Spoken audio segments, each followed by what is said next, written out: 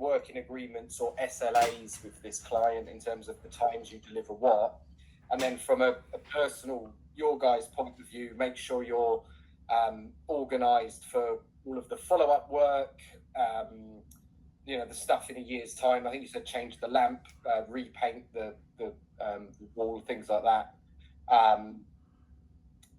I imagine there's an element of you'll need to get approval, like you'll remind them in a year that Yes. will need redoing and things like that. Yes. Yeah, the KPIs, we would like to set the KPIs according to whatever the up-to-date advice is from the UK government on that law.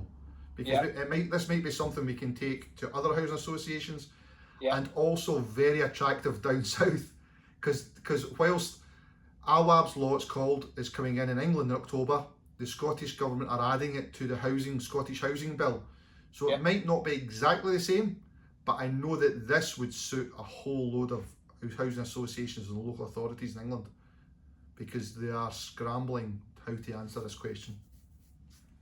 Yeah, okay.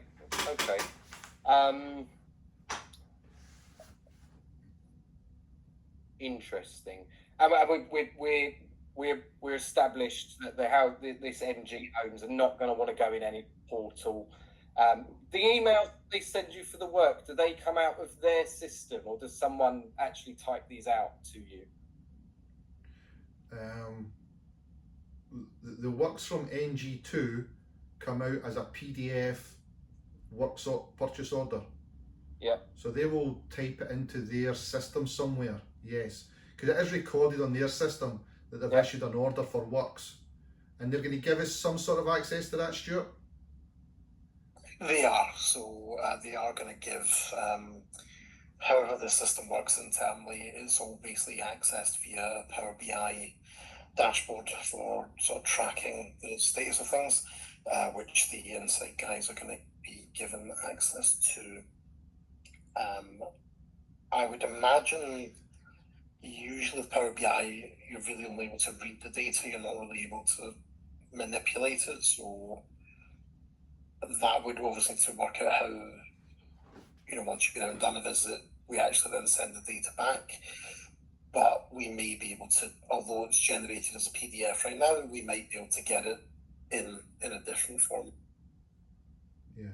So again, it's something we can discuss with their internal IT guy. So again, we get it in two fashions. We get an inspection just on a spreadsheet. Here's a list of addresses. And if we're getting the actual works to do, we get that as a PDF attachment to an email. Okay. So we'll obviously have to address what the best process is here. We've got a couple of options.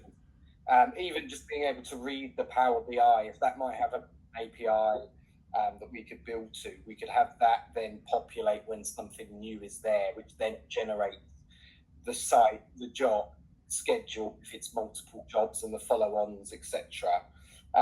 That's, we could look at that as an option. We could also look at, it comes into one email address, Gordon, or does it go? It will, yes. But just a question I'm going to ask here just now. This might be something that's attractive to other housing associations as well. So we want to create our system that all our jobs from various clients goes into, hopefully. Does that make sense as well? So we might get a number of other clients. So we want to manage all of our jobs in the same way. Isn't that the dream? Well, no, that's going to happen, Grant. That will happen. It's just to what size. Don't burst the bubble here. It's going to happen. So the simplest way to do that would be like in a uniform fashion here, Gordon. From our system's point of view, obviously we can't talk for all of those other organisations, but regardless of whether NG want to use it or not, there is a portal that issues can be raised through, and then they become whatever they need to become. So that's like that. The easiest way to do it is have them talk to the portal, because that can put it in your system and make all the rest of the things trigger. If they're not going to do that, then we need to look at something that is common. Maybe it's reading that email address and doing it from there. We can do stuff like that. Whether it can open the PDF and then read it is a different story, because we need to know. I assume it's a digital generated PDF rather than a scanned like scanned physical. Oh yeah, it's I wish I could show you as well, but yeah, it will be a digital created. Yeah. Okay. It's Well, not- maybe there's something we can do there. We'd have to look at a number of things. So I can only really talk about our bit here, but there's a number of ways that we could encounter it. Shall I show you a couple of bits that will be pieces of this model eventually? Yeah. Yeah, I'm going to just pop you on the screen over this side and then share my other one. What I'm not going to do, I'll just give myself a little bit of a, what would you call it? Protection here. I'm not going to do a full demo because that takes quite a while. I'm going to show you a few pieces that I think we will be kind of putting together for what you want to do, should and how you want to do it. I think a sensible place to start. Let's just give you I don't know what you may know about Abbott Gordon, but Nothing. Zero. we're about 90% built as a system at any point. The last 10% we tailor a partner. Gives us a great opportunity to learn about an industry, what a partner's doing, and also means we can normally offer almost the bespoke software without the cost of price and time that they normally carry with them. So it's a cloud-based system. You access it through any browser, or you can access it through the mobile app, which is typically what engineers and such will be doing because they'll be doing the forms and things in there. Very, very quick run through. I'm logged in as an administrator, which is effectively one person being everyone, which is why there's a lot of screens and be like overwhelmed by it. But the specific people will have access to specific things dependent on their role, their responsibilities. We could do a few things like link their skills and certification and link that to jobs, so we're not asking anybody to do a job they're not qualified to do. Yeah. One of the other things that's worth pointing out in here, I'll go into, this would be your company right here. We'd have a number of different things in here, like the equipment. Excuse me. When you talked about, just as an example, what was it called? An air sanifier? Yeah. Is that something you rent or you sell? We would supply and install, and then we would maintain with a new lamp annually. Right, lovely. So I'll leave inventory for now because that's slightly different. If I go into the products, we've got services and we've got stock, and these are a bit more than just a thing. So if the air sanifier we sold as a service, behind it, if I take like this AC maintenance, we can have a schedule. So a year's time, that will generate us a job for the lamp. Yep. And, you know, this one's got quarterly AC unit maintenance that kind of comes with it. So this knows when we sell one of these, Yes. depending on for how long you set up the time parameter for it, it will generate a job every quarter. No, that would be ideal, because we do have another customer base, which would be care homes, where we would go quarterly and maintain surfaces and the lamps quarterly. Yep. So that makes sense. Yeah, so we drill them down, and we can attach invoice schedules to those as well if you want it to be auto invoicing, if such it would work. If it's working off of a PO, we hold that in a different space to govern the work. So there's kind of that element. Similarly with stock, we sometimes will have people use this in a way where they'd set the sensor or the air sanifier, and then in 12 months it sells a lamp for it as well, or that's included, but it triggers delivering, replacing, installing the lamp, depending how you want to set it up. Yeah. So we've got those. And then we've got, if we go into customer as an example, we have sites and assets as well. So go into a site, we can hold various information about it. So stuff that you're going to go to again and whatnot. If you require prior access arrangements, when you book a job or ask to book a job, it will email the person you nominate as responsible to confirm they're okay with you coming at that time. Or they can suggest another time. So you don't have to like ring them and check. You'll know they've accepted it or not if you want to use that. Access details, if there's anything anybody arriving on site needs to know about that site, rather than them needing to phone the office and then maybe you calling the housing association, they'll just know this is what you do when you get here, or this is what to turn up with. As well as, probably worthwhile in your world, Gordon, access to the information as to what's previously been done there. So if they could see what the mold looked like before you turned up to the survey and the treatment, Yeah. it was maybe a case of like, right, we reassess, has it started regrowing? They have a reference on their job ready to go. They don't need to prepare that. They just have access to it. You're doing RAMs, I presume, for the Yeah. Housing Association. You have to submit your safety. Yeah. Right. So we can set those up to be undertaken. However, whether it's risk-based scoring on the job, where we read and sign a method statement, we can set that up for a site. What we can also do is we can have locations and assets. And next to these, we would be able, I mean, we can repurpose the names of these, but we can create logs and schedules against them as opposed to it just being a product. So we might sell an was it Sanifier? Yep. We might sell one of them and then decide actually it's better to convert that into a asset, which we can do other things with. If I take these showers as an example, actually, let's take something that's a bit busier. I'm going to take a fire extinguisher just for the sake of this, Gordon. Yeah. First of all, we can hold certificates against it with reminders of any expiry that they might have. Secondly, we can hold an asset schedule. So in this case, I've got 5 years worth of annual testing. So there's 5 jobs being generated out of this schedule that are popping up in the planner when appropriate. So in this case, it's 30 days before this date. It tells me you've got to plan this job at this site against this asset. A job list, what you think it would be, what have we done here, what's to be done, etc., what's still to be planned. And then issues. So if you're turning up with an asset, if there's an open issue on it when you turn up, that's highlighted immediately. This has an open issue. Here's the details of the issue.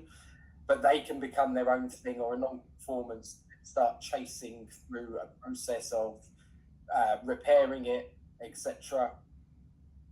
Whatever would need to happen, remote support, quote for the remedial, but you've got a log against everything. A lot of businesses will trend track those as well. So if you sold a Sanifier, assuming it had some kind of warranty element built into the maintenance piece, then it could alert you, well, actually, we've gone and done the lamp in that one 3 times this year, so there's something wrong with it. And then you can estimate when it's cheaper to replace the unit and stuff like that.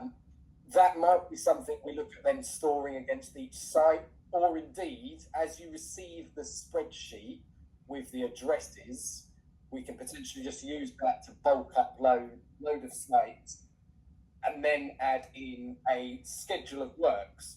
The schedule of works could look like the survey, first of all, because we have a concept of projects, which is like multiple different jobs that build up one thing. We can set the timings to be like, first of all, make sure that first survey being planned, I think, just from straight away. If it's only 10 days and then 10 and then 3 to submit, and then you've got 5 days for the work to start. Well, prior to that, it's telling you when to plan the work starting if you're undertaking that work as well, and so on, until you're done with, let's say, your first bit. So survey, gone and done the killing, painted the wall, and then was there a 4th one that was straight away, or like quickly? Sorry. Yeah, there'll be a prevent and a protect. So the prevent is a spray to a wall, and the protect is the air sanifier. So that would be the stages. Yeah, fine. And then the Sanifier could be the trigger of, in a year's time, Yes. we're going to go through the lamp. Excuse me. So that could be a way of doing, you just kind of upload that, and using elements like the schedules and the locations and assets and indeed products and services, we can create like triggers so that those get put in automatically.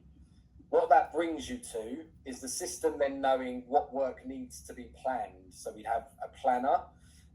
First and foremost, for your application, the overview might be very helpful for the sensitive nature of the timings that you have. You can have this present how you want to it. I'm not as prepared as I'd like to be for this demo, so forgive it being a lot of other stuff. Okay. We can see what's been planned, what else we've got to look at in July, what we need to approve, if the customer needs to approve, what to wait in planning, whatever you might need. You can see what the next month's coming up can do. If you want the system to, it could also track, right, in September, you've got 30 lamps to go and replace. You've only got 9 of them in stock. Shall I order some more? Or you can tell it to order some more or purchase off PO. But if I go down here, this is where we plan what's coming up. But my window at the moment is showing me all jobs with a planning date that lands in the next 45 days. We can make this 7, we could make this 2, and it will show all the sites that have a job we must plan in the next 2 days. Yeah. You can set in a warning if you're getting close to it being overdue, like 5 days or something like that. But if I go into the hotel, I don't have any jobs on apparently. That's because I'm overdue on it. That's fine, Sam. There we go. Oh dear. Hopefully yours never looks like this, but it is a demo. I don't close anything off. But these jobs are all showing as overdue for the school. But if I was to take one of them because it was due and I was actually working on this instead of it being a demo, I can then go and first of all override any of the rules we have set if I need to. So if that tenant has rang and said you can just come at 9 o'clock Friday, well, I don't need to bother having to email them to then confirm 9 o'clock. Okay, let's just book it 9 o'clock on Friday. Plan the visit, pick which engineer is going to do it, pick the time, say 10 o'clock, I think we said. And then, let's say it's a 2-hour job. And that then has appeared in the planner, which means for Ellie, my engineer, in her mobile device, that job is available to view from Monday, just in case you have any slips where they're like, well, actually, I'm in the area to do that job now, or anything like that. Yeah. But otherwise, Friday, where's my list of jobs? She'd open up her device, and this box you see at the top is what she'd have. Site address, link to the maps to go and do it, anything she needs to access at the beginning, what to wear, safety equipment or whatever. With the job, you can attach necessary equipment so that, again, if you were trying to direct an engineer who didn't have the right kit on them to a job, it can tell you this person can't do the job, they haven't got X, Y, they haven't got an air sanifier with them.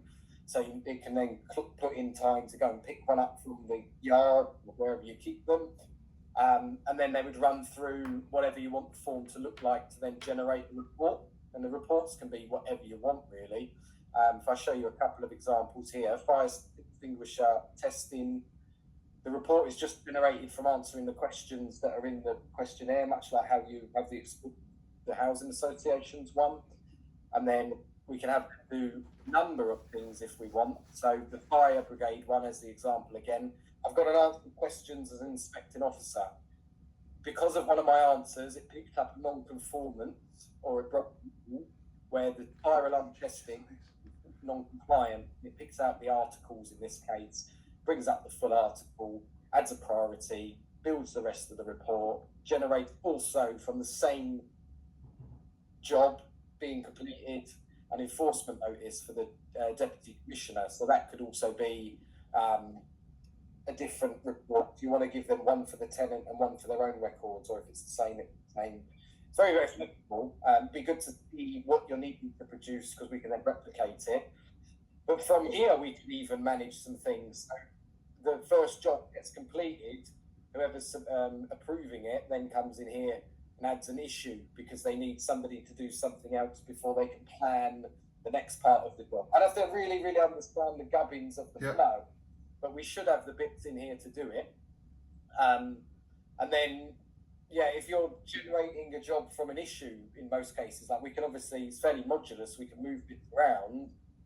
If I was attending a job to remediate an issue that had been, put forward by the tenant to the HA to us, or, if they really wanted, you could go all the way to the tenant could just raise the job and you get approval from them to do it.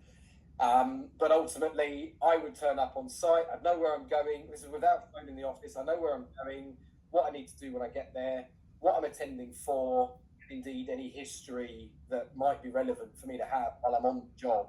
So, like I said, like the first pictures compared to now, and I might identify, well, actually, that's grown a lot faster than it should have in that time, or that looks spot on, we're happy with that, whatever you want it to be. So there's a lot to play with. I'd love to do do like a full demo. We've not got time for it, but also I'm hoping there's enough bits in here that you can kind of see it start to take shape. But we do have a lot of unknowns, I feel, with exactly what we want it to do on that end and coming in just as yet. But we've got a lot we could play with there. Yeah, I mean, I think it does most of what is in my head. I don't know what Hannah's thinking. But there's also, Stuart, the Insight 360 side. I can see a lot of benefit in here for them as well. Yep. Stuart? Yes, because I think things like the job scheduling obviously takes that away from somebody having to sort of manually sit down and work out where it's going to be. I think also having the app in play means you've got more sort of real-time data, so somebody, like you're saying, you've obviously got a very quick turnaround potentially under this new legislation. So if the House Association for them say, right, this job here's a priority, where are we with this? You would tell my engineers on site, they arrived 20 minutes ago, it's being looked at right now, essentially, which is obviously, the more data you're able to, the better. I mean, there's just so you're aware, Grant, the Insight group that we're part of is a group of 5 companies, and one of the other companies in the group is called Insight 360. They're more of a maintenance and small works. Yep. And possibly planned maintenance. So FM, they were called FM, but we rebranded them to Insight 360 just because of the type of work. But I think there's, Stuart, you maybe have had conversations on this, but there might be a crossover here as well. And it might be even a crossover of resource that would maintain this rather than 2 companies having someone trying to do it. There could be a shared, member of staff that could keep this running. I don't know, but yeah. Gordon, just on that point, we've got a few businesses who work this way, where using ultimately what is the permissions element in the users.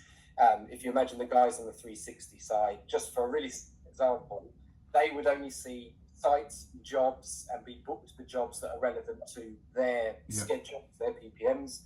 And the guys who go out and do the mold killing on your side of it would only be seeing the stuff relevant to that, and the people managing and planning them up to the point, I'm sure at some point there's a common crossover. They might have access to kind of both sides, but it's not like you need to buy 2 systems. Yeah. It's not that clear. We could just build it in there and hide it almost. Yeah. I don't know what else, Stuart. Obviously, Stuart, you thought to set this up. It certainly seems to tick boxes for us.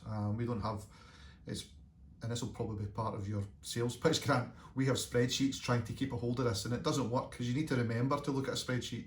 That's the problem. So, I don't know. Well, Gordon, we're on a mission to kill all spreadsheets. We've got a different amount of risk with them as well.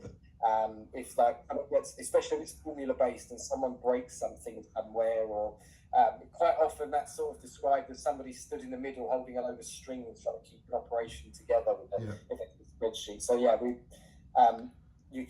things can't get forgotten. Even if you were in the middle of planning a job, you got called away from your desk and your computer caught fire and disappeared, the system will still show to everyone who's part of that team or has responsibility, this job half planned, you need to get on with it. So that's, takes away all of the guessing and remembering, and also covers for when people are away, indisposed, unable to be reached. So pretty common ground for us to go and really help people, that is. Any questions, Hannah? No. Too simple. Hannah's got no questions. You must have done well. It'll just take a bit of time, Stuart, just to see exactly what's going to come out of.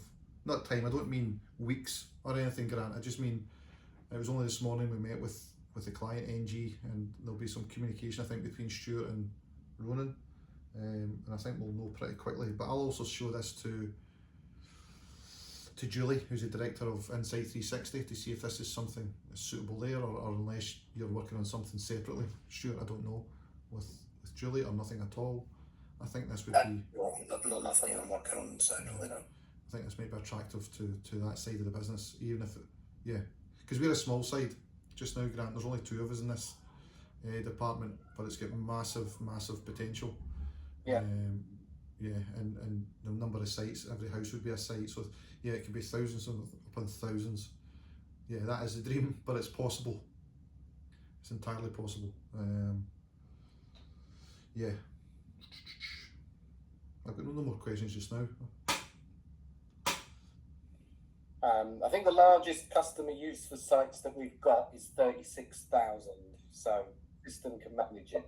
It's Yeah, helpful. well, one of the clients we're talking to on Thursday has 60,000 homes. Nice. So the numbers don't frighten me. Just getting the work. But yeah, it could become a nightmare. You know, that type of number. And that's just the largest in Scotland. You know, you've got housing associations and landlords in England that are bigger than that. But again, you have 3 or 4 clients with 10,000. You know, it's a massive information bank to try and manage. So if I could make some suggestions from my point of view, and I'll put this maybe in an email kind of collectively afterwards, Stuart and Gordon, if that's helpful. But for us to give you more precise ideas on how we might work it, I'll ask some questions about reading the PDFs and if there's any parameters on that. But if we could get an idea of, ideally, the easiest way to be able to do this is if we could find out if NG's system has an open API or not, then if it has, we can build to it and make it slick as. That would probably be the best way to go. But if they do not, then as long as we can encounter where and how they want stuff to go and how and where stuff is coming in, so that's email with the PDF, as you mentioned, I'll put the notes, then we can work from basis and work out what the options are and then ask you what fits best. Yeah, I think without sounding stupid, which I'm sure this is not a stupid comment, but we may well end up with different customers or clients. So we're not going to build it just for ANG. If they've got an open API, whatever that means. I think you tried to explain that this morning, Stuart, which I'll happily accept your explanation, Stuart. But the waiter and the food. But we might end up with 5, 10, and even the 360 side. You know, they'll have construction companies that want us to do some of their planned. So to make something bespoke for one, I think it's got to be something that's open rather than just because ANG do it that way. Yes, they're the first, but I don't think we close or make the system just suit them. So we can have more than one bridge to it, Gordon. Okay. But we also might find that the basis of what their system is built on, we've already got bridge 4. Okay. So you could have multiple anyway. Okay. As the first comment. Second of all, totally agree. That's where big variance is. If some of your work you're getting on an email and a PDF, some of it people are calling up, some of them are WhatsApping it to you. We need to work out what's the best common point to then start everything off from. And it may be that we decide actually that's a person rather than a system. So we had somebody sitting there who receives all of the incoming work, even a sales team. Well, then they just need to know what to be able to do to go and trip off. Right, so maybe they set up this customer with this product. The product then knows in a year I've got to change the lamp, and in 10 days it needs to do this. Then that's fine. We just got to work out what that looks like. That's just scoping the project really common. Okay. Nothing from me. That's all good. Stuart, was that helpful for everybody? I mean, I think it was helpful for me. Obviously, I met with the client this morning, so I've got a bit of an idea now on exactly how the process is going to work. Before we get going, could I ask you could you possibly email Davey's email address? I never ever got that email that he sent me. Yeah. So I'll reach out to him to email me his address, please. Yeah. Thank you. No, it's all good, Grant. I'm sure we'll probably have another call even on this or through Stuart, you know, for the 360 side. Unless there's something else happening, I don't know. I don't have continuous contact. I'm aware of, Gordon. Yeah, but whether there, I don't know. You know, Yeah. on and off without, you know, moving systems and things. Nothing sort of concrete that I'm aware of to this level. I think what I'll do once Gordon sends me that email address, I'll reach out to the IT guy and I'll just ask him, one, how is the data actually stored at the moment? Two, how is it accelerated? Is there an API? It doesn't have to be like a CSV or some sort of custom thing like that, and that can obviously help us decide how to best go forward. Okay. Well, it's worth noting we can in and output CSVs custom. So that might also be the kind of the stopgap middle ground, if you like, Stuart. We also have an open API, so if they would rather develop to that, happy days. So many options. Yeah, and very soon after that, you know what comes next, Grant. We'll have to end up starting to talk about costs. But yeah, I think we've got to give you a bit more of a scope, and even if 360 is involved as to what's happening, but hopefully we can get there.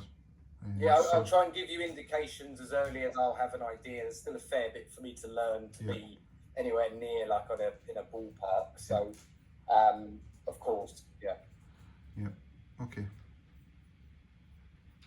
Okay, Stuart? Yeah, I think that's good for me.